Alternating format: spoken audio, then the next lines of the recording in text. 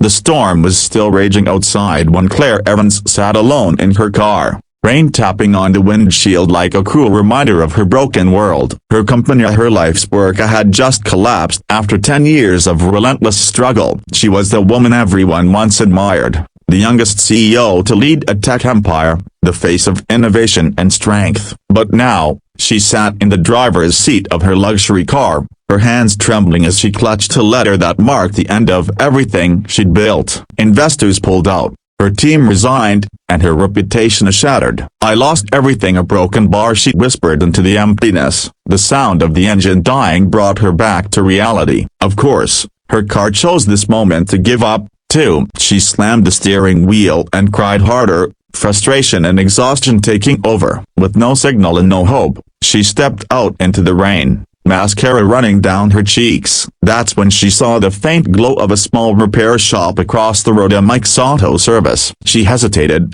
clutching her designer purse tightly, before walking toward it, drenched and broken. Inside, the air smelled of oil and metal, the hum of machines echoing off the walls. Behind the counter stood a man in his late 30s, sleeves rolled up, hands covered in grease. He looked up, surprised to see a woman in a soaked designer suit standing there. "Evening, ma'am," he said gently. "You look like you've been through a storm." Literally. She managed a weak laugh. "My car broke down a broken bar and so did my life," she murmured. Mike wiped his hands and nodded slowly, not prying. "Let's start with the car first," he said, walking outside with her. The rain had eased into a drizzle, and he opened the hood, inspecting it under the flickering light. As he worked, she stood beside him silently, watching his calm movements. Something about his steady hands and quiet confidence made her feel a strange sense of peace. For the first time in months, she wasn't being judged or questioned, as she was simply being helped. After a while,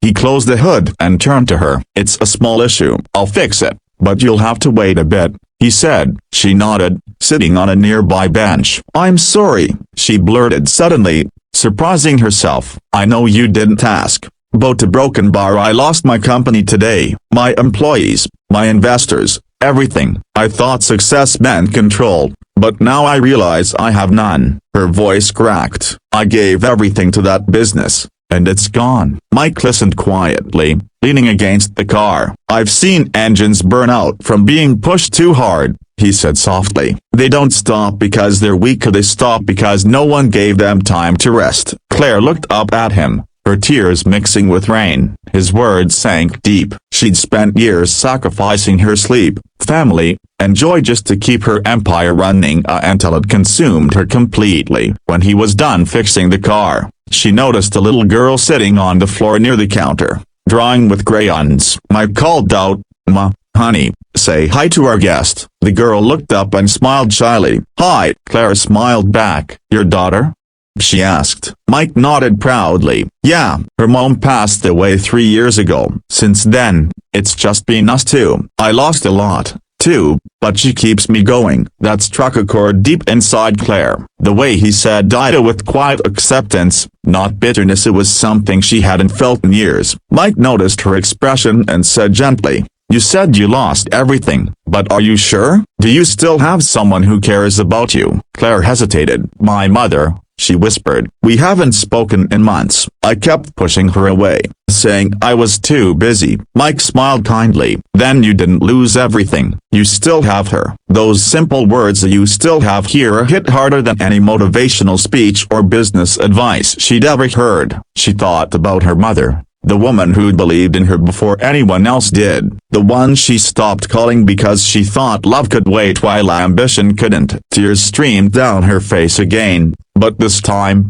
they weren't of despair, they were of realization. She left the repair shop with her car fixed, but her heart transformed. The next morning, she drove straight to her mother's house, knocking on the door with trembling hands. When her mother opened it, Claire fell into her arms, sobbing, "I'm sorry, Mom. I thought I lost everything, a broken bar, but I still have you." Her mother hugged her tightly, whispering, "You never lost me, sweetheart. You just forgot to look." Months later, Claire started a new chapter, not as a CEO chasing headlines, but as a woman rebuilding her life with balance, compassion, and purpose. She launched a small foundation helping single parents start small businesses and aimed still have her. The first donor was Mike, the mechanic who reminded her of what truly matters. In the end, Claire learned that success isn't measured by wealth, fame, or achievements but by the people who stand beside you when the world crumbles. Sometimes, it takes losing everything to realize what you really have. And in that one quiet night at a mechanic's shop,